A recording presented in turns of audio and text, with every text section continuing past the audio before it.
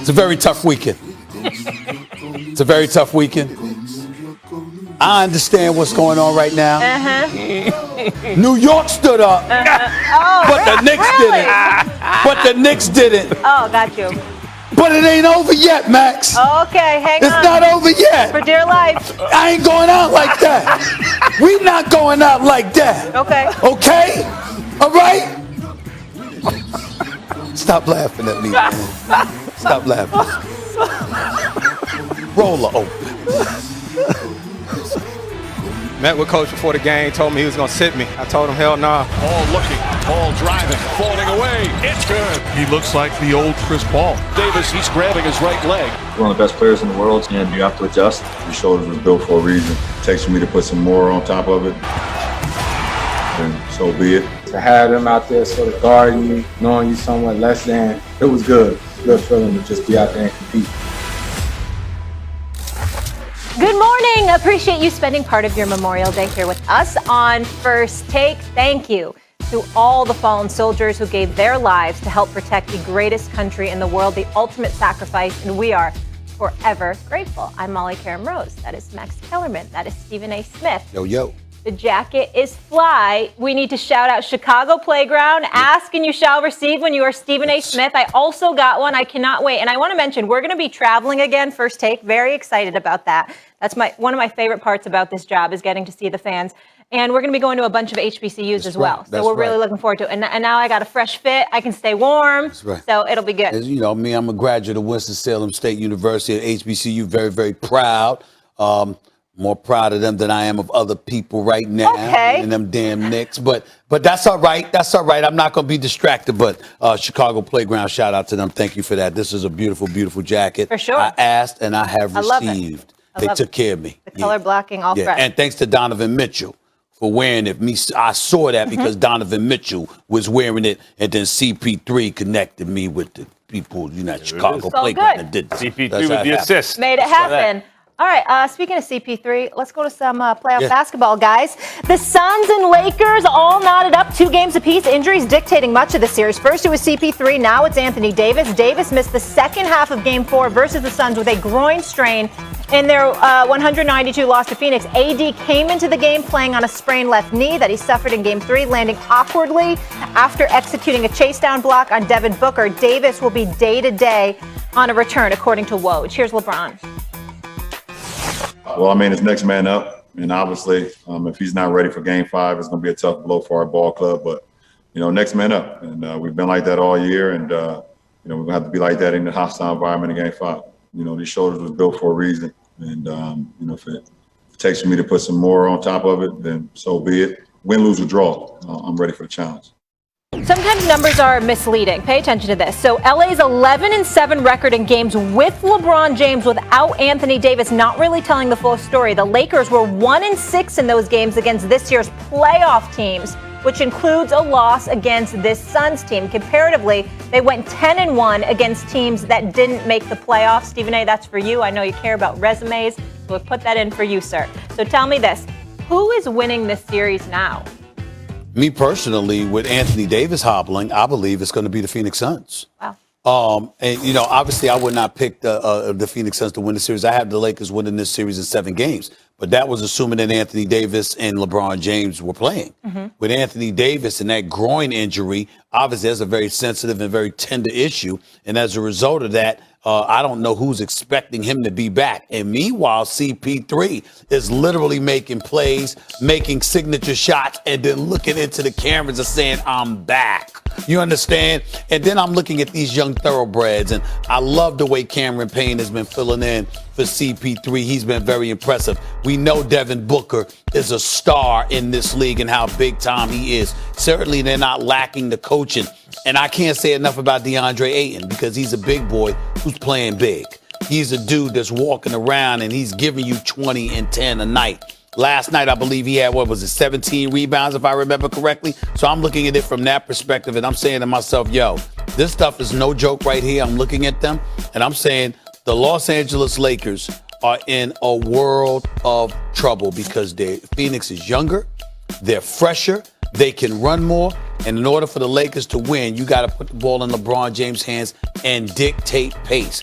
And you're going to have people that can finish. And without Anthony Davis, he doesn't have a reliable, dependable weapon to finish for him while he's trying to control pace. It's a problem. I'm going to tell you right now, unless Anthony Davis gets healthy, the Los Angeles Lakers and LeBron James specifically will be going home in the first round. Kuzma botched the play at the rim. I was like, come on, man. Yeah. But let me say this. When the series began, I thought Lakers in 7. Mm-hmm. Then CP3 got hurt. I said, oh, okay. Lakers in 6, maybe 5. Mm-hmm. Now AD gets hurt. I'm back to Lakers at 7. And I'll tell you why. Okay. CP3 came back. Mm-hmm.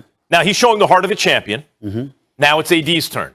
Even if AD has to be held out a game because a groin, a hamstring, that's the kind of injury only rest is going to make better. It's otherwise going to get exacerbated.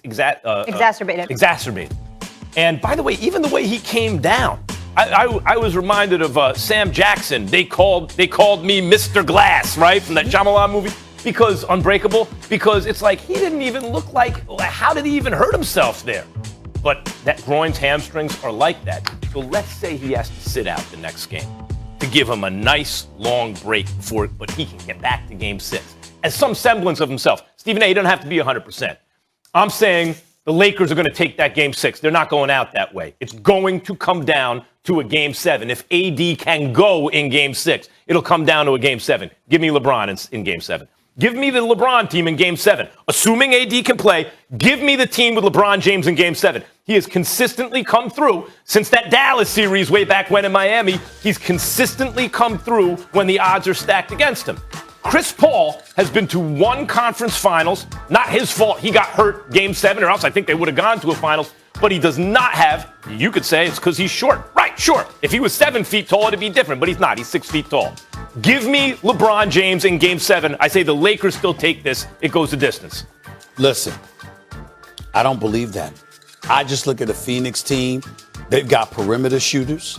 They've got athletes. They've got defenders. They've got active young bodies. They have depth. I look at all of these things, and again, now it comes down to certain components.